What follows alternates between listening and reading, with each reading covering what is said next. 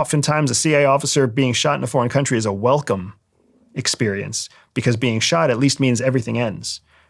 The worst is being captured and being interrogated and being used for diplomatic leverage and being used for policy leverage and being forced to do, into brainwashing and propaganda videos. Like, that's a much worse experience than a clean death.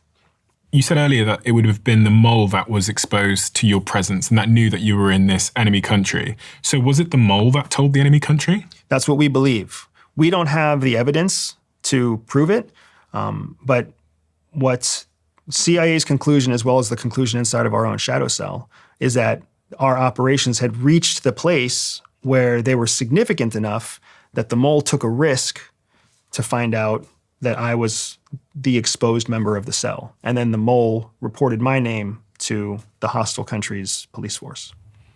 So you're now inside that hostile country, the enemy country, and they know that you're a US spy. Was there a day when you realized that they knew that you were a spy? Yes. Well, there wasn't a day that I realized that they knew I was CIA. There was a day that I realized they were surveilling me as if I was a threat.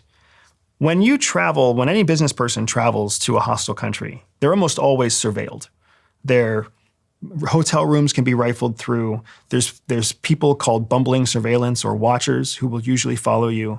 I'm not sure what your travel looks like, but I can almost assure you that if you traveled to Russia, if you traveled to China, if you traveled to Cuba, you had a watcher, you had a surveillance team. Really? That was watching you. Me? Yeah. Why? Because you're wealthy, you're successful, you're an influencer, you're of significance. At the very least, they want to make sure that some petty criminal doesn't hurt you in their country, because that could be a big deal. Thank you.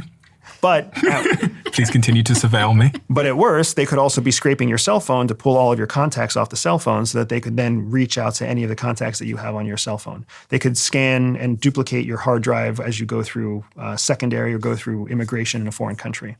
They can scan my hard drive as I go through immigration? Absolutely. We can do that here in the United States too. What? So if I land in the United States, how would they do that? So there's different authorities that exist for different agencies.